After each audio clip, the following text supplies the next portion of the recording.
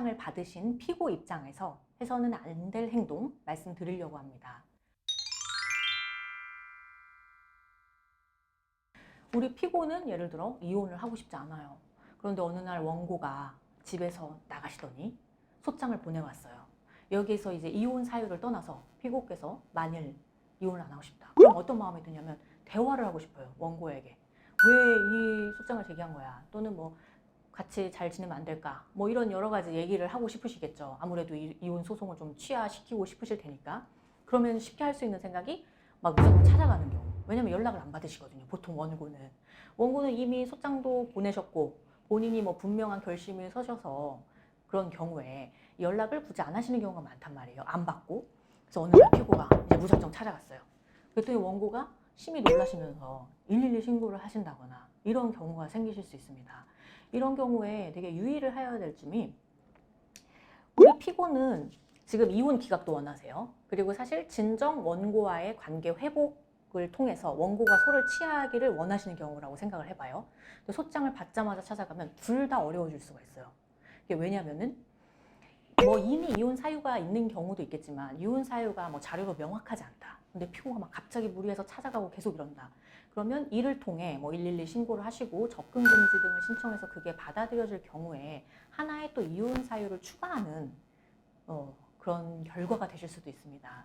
그리고 또 한 가지는 원고는 지금 소를 제기한 직후예요. 그럼 아무래도 이혼 의사가 확고하신데 무작정 찾아가봐야 원고는 더 두렵고 뭔가 피하고 싶고 굉장히 더 스트레스를 받으실 수가 있어요. 그래서 이혼을 기각시키기도 어려워지고 원고와의 혼인관계 회복, 취하가 어려워질 수도 있어요.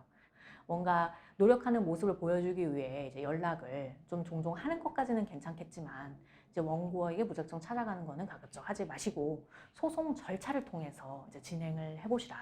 예를 들어 뭐 가사 조사라든지 부부 상담 절차라든지 또는 우리가 뭐 서면 변론 등으로 정말 피고의 이제 진정한 마음이 있다면 그걸 전달하는 방식으로 좀 안전하게 가시기를 권해드리고 있습니다. 또 한 가지는 뭐 이걸 생각해 볼 수 있어요. 난 이혼을 하고 싶지 않아. 또는 뭐 이혼을 떠나서 뭐 하긴 할 때 하더라도 양육권을 내가 갖고 싶어. 그런데 원고가 애를 데리고 나갔어. 근데 이대로 있으면 나는 양육권 질 것 같아. 그래서 아예 뭐 원고 집에 쳐들어가가지고 뭐 친정에 쳐들어가서 아이를 무리해서 데리고 오신다거나 이런 경우가 있어요. 근데 이거는 물론 답답한 마음은 알겠지만 형사적인 문제가 될 수도 있는 거죠. 아빠가 애를 데리고 오는데 엄마가 애를 데리고 오는데 이게 형사 문제야? 실제로 미성년자 약취죄.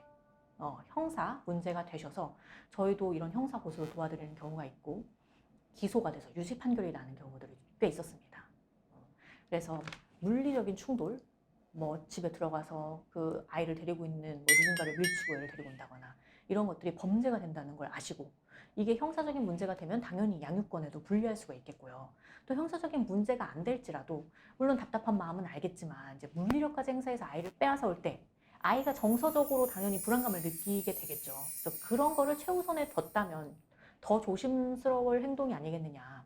그렇게까지 했다는 건 아이의 정서적인 안정을 좀 뒤로 봤다는 거다. 이제 본인의 이런 지금의 상황에 집중했다는 거다. 이렇게 재판부에서 볼 여지가 꽤 있습니다. 그래서 이런 부분, 유불리를 떠나서 특히 아이를 위해서 어떻게 해야 될까?